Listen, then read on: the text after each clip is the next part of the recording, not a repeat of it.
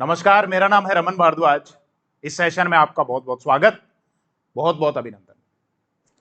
आज के इस वीडियो का टॉपिक बड़ा अजीबोगरीब है, मुझे तो ऐसा ही लगता है।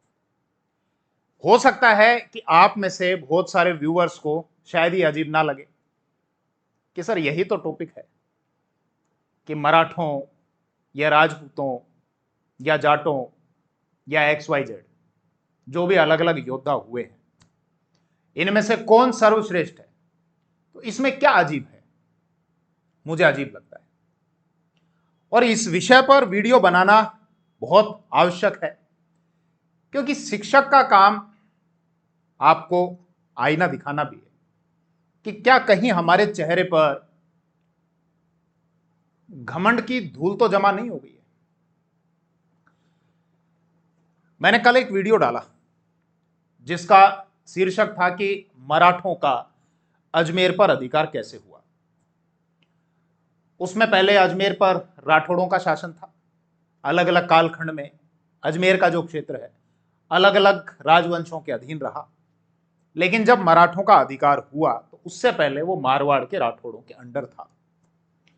और वीडियो का विषय यह था कि मराठों ने किस प्रकार से राठौड़ों से अजमेर का क्षेत्र जो है वो जीत लिया था।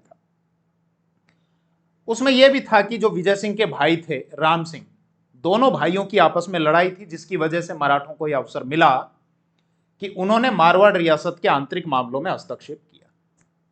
केवल मारवाड़ में ही नहीं, राजपुताना में हम जहां जहां पर देखते हैं, आरंभिक तौर पर घर की लड़ाई थी।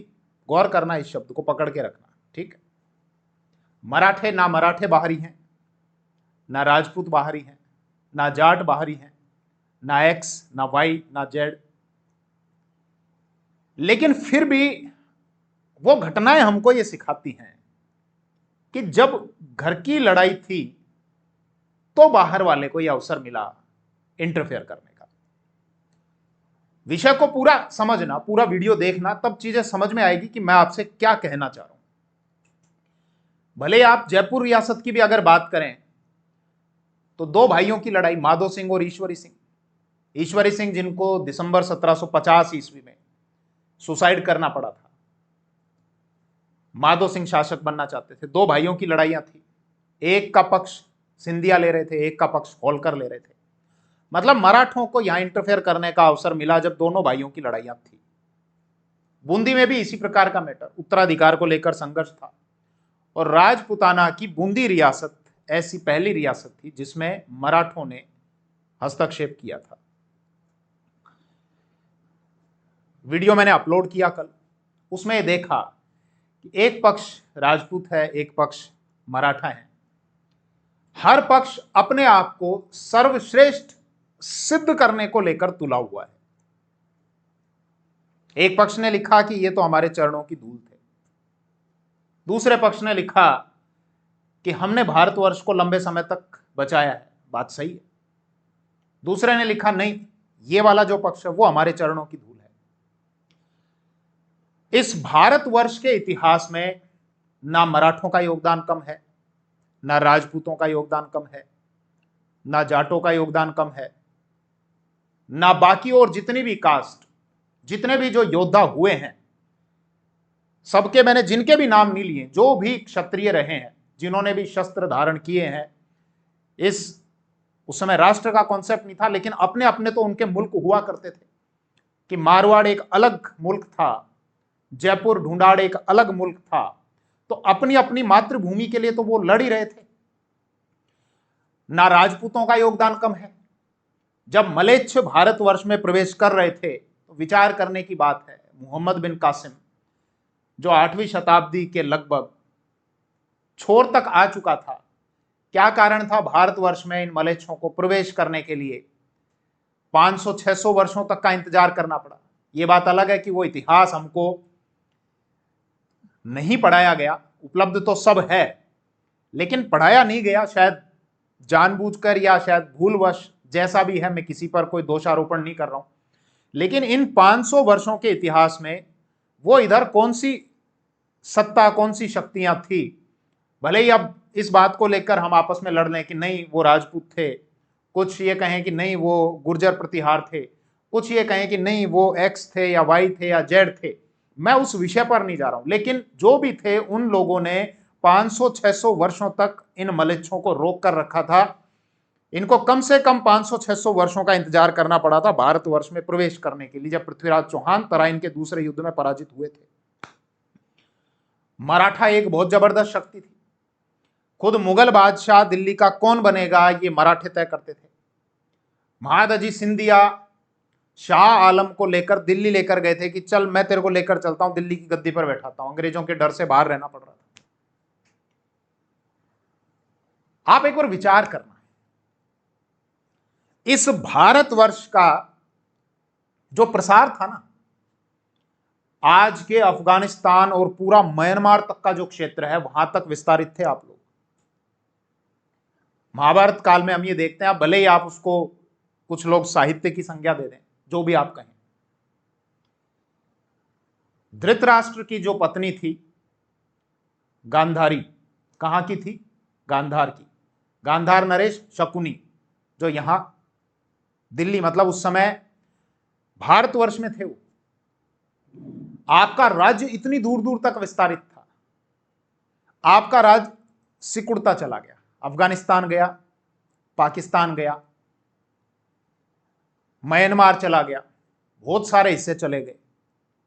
भारत, आज के भारत की अगर हम बात करें तो 7 या 8 राज्यों में आप माइनॉरिटीज में हैं, अल्पसंख्यक में हैं। उसका कारण क्या है? एक ही कारण कि हमने अपने आप को इतनी सारी जातियों, उपजातियों, उनमें भी फिर और उपजातियों में विभाजित कर दिया। और यह विभाजन का जो आधार है ना, यह है श्रेष्ठता का भाव कि मैं ही श्रेष्ठ हूं, सामने वाला मेरे पैरों की धूल है, भले जिसमें भी हूं। या दूसरे के मन में यह विचार कि नहीं, केवल हम श्रेष्ठ योद्धा थे, सामने वाला हमारे चरणों की धूल है।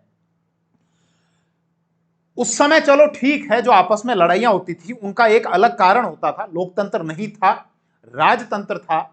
साम्राज्यवाद विस्तार की महत्वाकांक्षाएं होती थी। मराठे अपना साम्राज्य विस्तार करना चाहते थे, राजपुताना के शासक अपना साम्राज्य विस्तार करना चाहते थे। उन चीजों को लेकर लड़ाइयां हुई थी। वहां पर ठीक है, एक योद्धा अपने आप को श्रेष्ठ साबित कर रहा है, दूसरा अपने आप को श्रेष्ठ साबित कर रहा है। आज राजतंत्र नहीं है, आज लोकतंत्र है। लोकतंत्र में भी अगर हम उसी राजतंत्र वाली मानसिकता से बैठे रहेंगे और यह विचार करते रहेंगे नहीं केवल हम ही श्रेष्ठ हैं, तो इस विभाजन को कैसे खत्म करोगे? आप एक और विचार करना, जो योद्धा युद्ध के मैदान में लड़ रहा है, जिसने शस्त्र धारण किया, वो क्षत्रिय, क्या उस युद्ध के स्थल पर केवल वो क्षत्रिय ही लड़ रहा है? बिल्कुल, वहां पर प्रत्यक्ष रूप से वो युद्ध लड़ रहा है, लेकिन किसी व्यक्ति ने उसके घोड़ों की भी साख संभाल करी होगी। समाज के हर वर्ग का योगदान रहा होगा। आप विचार करना इस नजरिए से। किसी व्यक्ति ने उसके लिए तलवार बनाई होगी, लोहे को तलवार के रूप में ढाला होगा, उसको धार दी होगी। किसी ने उसके घोड़ों की साख संभाल की होगी। किसी ने उसके लिए जो बख्तर हैं, जो ड्रेसेस हैं, वो तैयार की होगी। यह ठीक है कि युद्ध स्थल पर वो क्षत्रिय वहां पर लड़ रहा है प्रत्यक्ष रूप से, लेकिन क्या पर्दे के पीछे उसकी उस भूमिका को पूरे तरीके से परिणाम तक पहुंचाने के लिए क्या समाज के अन्य वर्गों का कहीं कोई योगदान नहीं था? हर वर्ग उसके साथ कहीं ना कहीं पर जुड़ा हुआ था। लेकिन जब यह श्रेष्ठता का भाव आता है कि केवल हम ही श्रेष्ठ हैं, तो इसका मतलब सामने वाला हमसे कमतर है, यही विचार अगर बना रहेगा तो आज इस विभाजन को कैसे समाप्त करेंगे? आप विचार करना एक बार। आप माइनॉरिटीज में जाते जा रहे हैं, कोई बड़ी बात नहीं है। आने वाले कुछ वर्षों में जिन राज्यों में आप माइनॉरिटीज में हैं, उन राज्यों की संख्या बढ़कर और कहीं ज्यादा हो जाएगी। विचार यह ज्यादा अच्छा है कि हम तो श्रेष्ठ हैं, सामने वाला भी हमारा भाई है, वो भी श्रेष्ठ है। इस वीडियो को बनाने का पर्पस यह है, आपस में मत लड़ो। जहां वीडियो में कोई यह बात आ जाती है कि साहब इस युद्ध में राजपूतों ने मराठों को हरा दिया, उसको एक इतिहास के तौर पर लो। नकारात्मक चीजों को उठाकर फेंक दो, सकारात्मकता को अपने अंदर धारण कर लो।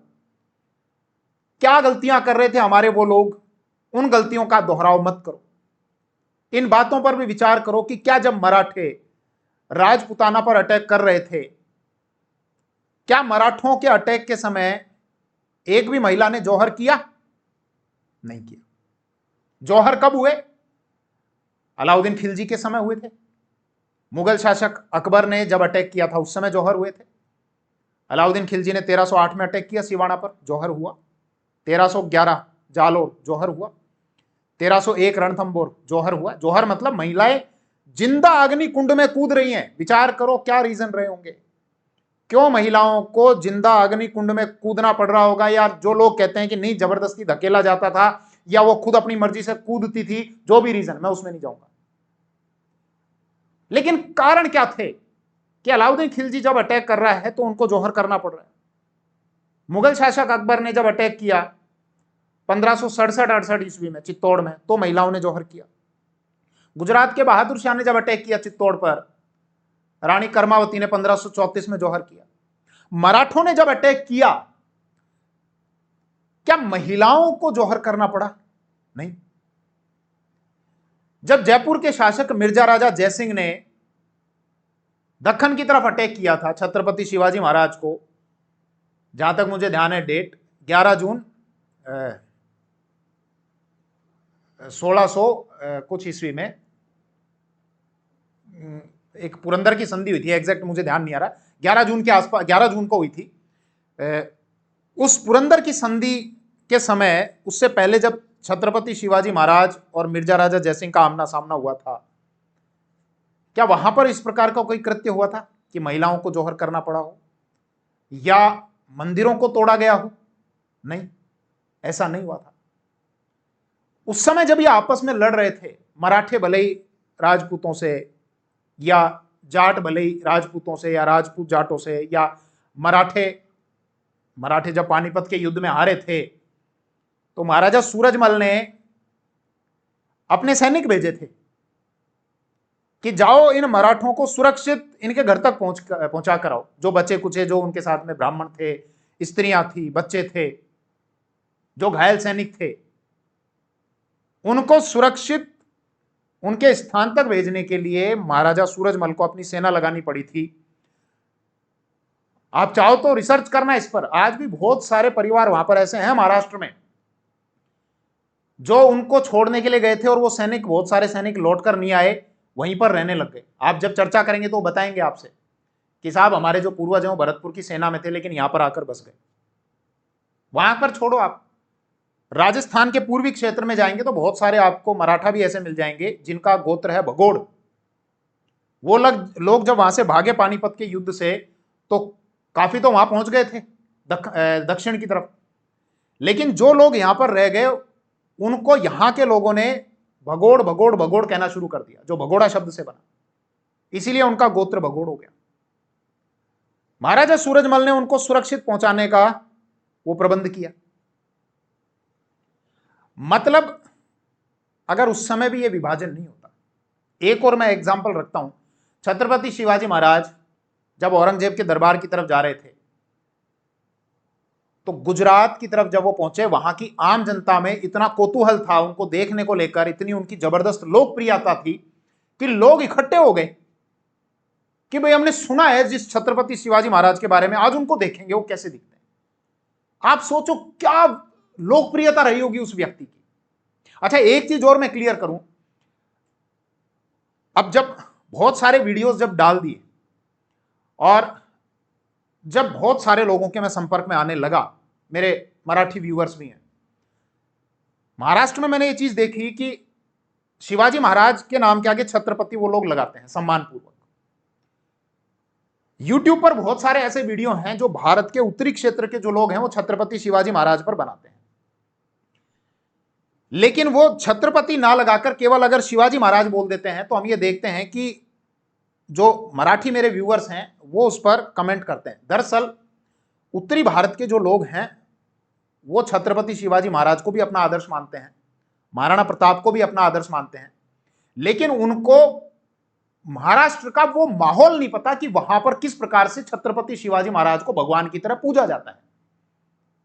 सम्मान तो करते हैं, लेकिन ऐसा नहीं पता कि वहां पर कितना जबरदस्त उनको भगवान के समकक्ष माना जाता है। तो मैं केवल यह भी कहना चाहता हूं कि जब आप कमेंट करें, भाई मुझे तो पता लग गया, शुरुआती वीडियोस में ऐसा नहीं पता था कि कई बार शिवाजी महाराज भी बोल देते थे या शिवाजी भी बोल देते थे। दरअसल क्या है कि आप जब भारत के उत्तरी क्षेत्र में जाएंगे, यहां का कल्चरल डिफरेंस साउथ से थोड़ा अलग है। हरियाणा की साइड में आप जाइए, वहां पर लोग आपसे चर्चा करेंगे, जब कोई बात करेगा तो ऐसा लगेगा जैसे लठकी मार लो, अरे सुने है कि। तो आप मान लो अगर दक्षिण से कोई वहां पर गया तो आपको लगेगा तो लड़ाई कर रहा है मेरे साथ में, जबकि वहां का कल्चर ही ऐसा है। बूढ़े व्यक्ति को कई बार बोल देते हैं, अरे ढोकरा रोटी खाई कौन खाई। अब किसी नए व्यक्ति को लगे अरे यार ये तो बड़े अपमान से, वो प्यार छुपा हुआ है, वो कल्चर है उनका।